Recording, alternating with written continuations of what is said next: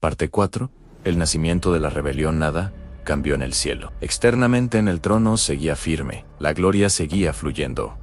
La adoración continuaba llenando la eternidad, pero dentro de una criatura, algo ya no estaba alineado. La rebelión no comenzó con palabras, comenzó con pensamientos, no con acción, sino con contemplación equivocada. Lucifer seguía cerca del trono, seguía rodeado de gloria, seguía cumpliendo su función, pero ahora, mientras reflejaba la luz, empezó a mirarse a sí mismo reflejándola. Donde antes veía a Dios, ahora empezó a verse a sí mismo. Y esa es siempre la primera fractura espiritual. Isaías revela lo que ocurrió en su interior.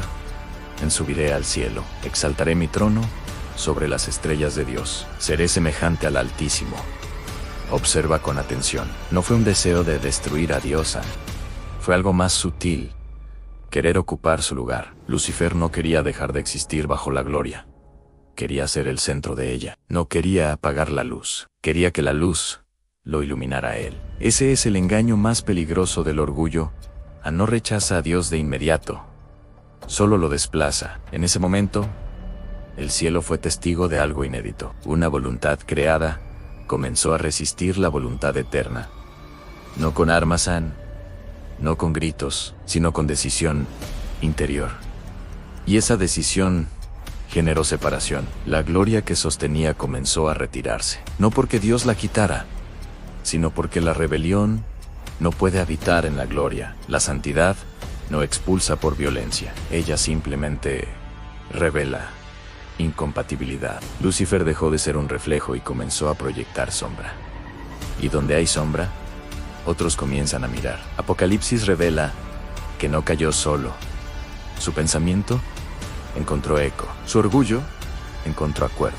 Y una tercera parte de los ángeles eligió seguir la criatura en lugar del Creador. La rebelión ya no era interna, ahora era colectiva. Pero hay algo crucial que entender.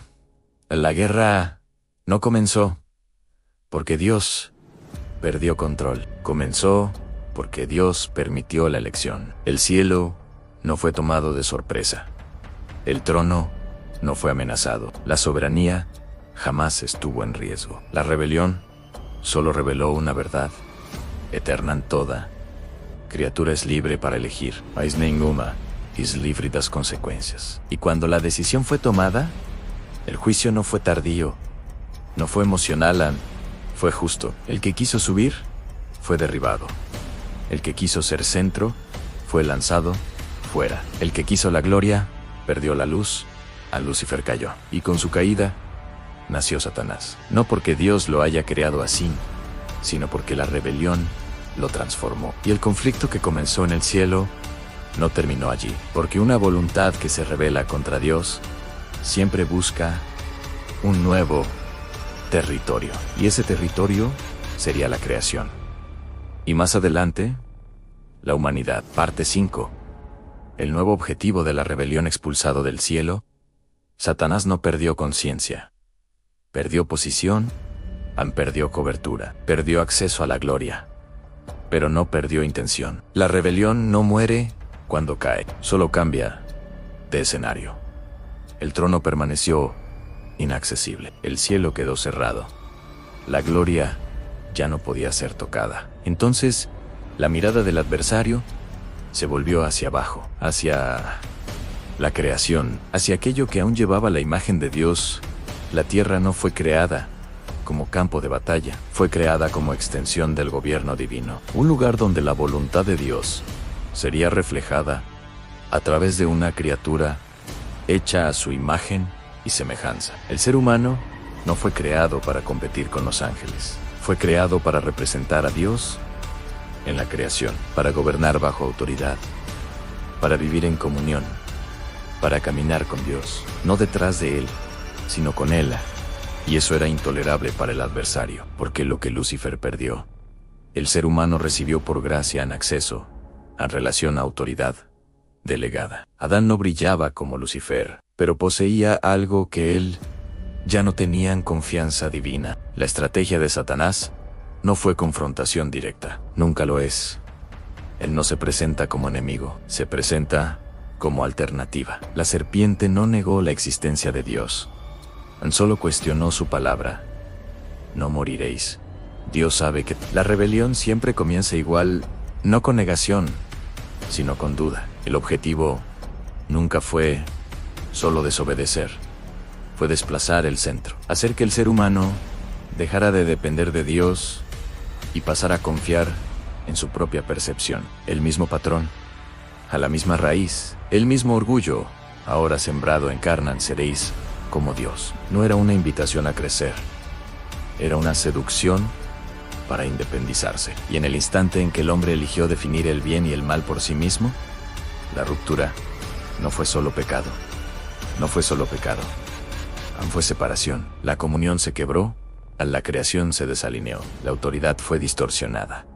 El adversario no tomó el trono, tomó influencia. Desde entonces, el conflicto no es físico, es espiritual. No se libra con armas visibles, sino con pensamientos, deseos y decisiones. Pero aquí está la verdad, que la rebelión nunca pudo cambiar. Dios no perdió el control. El trono jamás fue amenazado. La caída no anuló el propósito, porque incluso antes de la caída, la redención ya estaba en el corazón de Dios. El mismo Dios que permitió la elección, preparó el camino de retorno, y mientras la serpiente celebraba una victoria momentánea, el cielo ya había decretado el final de la rebelión. La guerra no terminaría con más rebelión, terminaría con obediencia perfecta, no con orgullo, sino con humildad, no con una criatura queriendo ser como Dios, sino con Dios haciéndose como criatura. Y es aquí donde la historia da su mayor giro, porque la respuesta al orgullo de Lucifer no sería poder, sería cruz. Parte 6. La respuesta de Dios a la rebelión. La rebelión comenzó con una criatura queriendo elevarse por encima de Dios. La respuesta de Dios fue completamente opuesta. Mientras Satanás buscó ascender, Dios decidió descender. El cielo no respondió con otra rebelión, respondió con encarnación. Cristo no vino como un conquistador político, ni como un juez inmediato. Vino como siervo, vino en silencio, vino en obediencia, donde Lucifer dijo: subiré, exaltaré mi trono. Cristo declaró: con su vida mi alimento es hacer la voluntad del Padre en Jesús.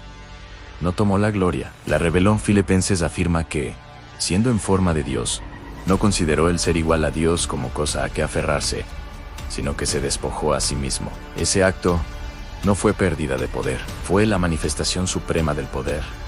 La rebelión nació del orgullo, la redención nació de la humildad. Satanás ofreció un camino rápido: todo esto te daré. Cristo eligió el camino del Padre: no solo de pan vivirá el hombre. En el desierto, la antigua rebelión fue confrontada, no con fuerza, sino con obediencia perfecta. Donde Adán falló, Cristo venció. Donde Lucifer se exaltó, Cristo se humilló. Cada tentación fue una repetición del mismo engaño en independencia, sin obediencia. Y cada respuesta de Cristo restauró el orden que había sido quebrado.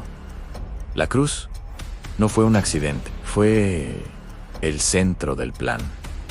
Allí, el orgullo fue expuesto, la violencia fue absorbida, el pecado fue cargado, la muerte fue enfrentada. Satanás pensó que había ganado. El cielo sabía que todo estaba siendo cumplido, porque en la cruz Dios no solo perdonó al hombre, desarmó a la rebelión. Colosenses declara que Cristo despojó a los principados y potestades, exhibiéndolos públicamente, triunfando sobre ellos en la cruz. La resurrección fue la respuesta final del trono.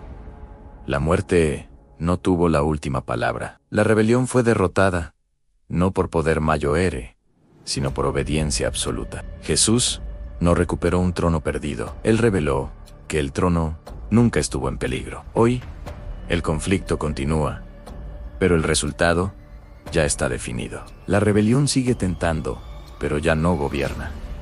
El pecado aún seduce, pero ya fue vencido. La cruz se convirtió en el nuevo centro de la historia. No un símbolo de derrota, sino de victoria eterna. Y ahora, cada ser humano enfrenta la misma decisión original: exaltarse o rendirse, en resistir o adorar.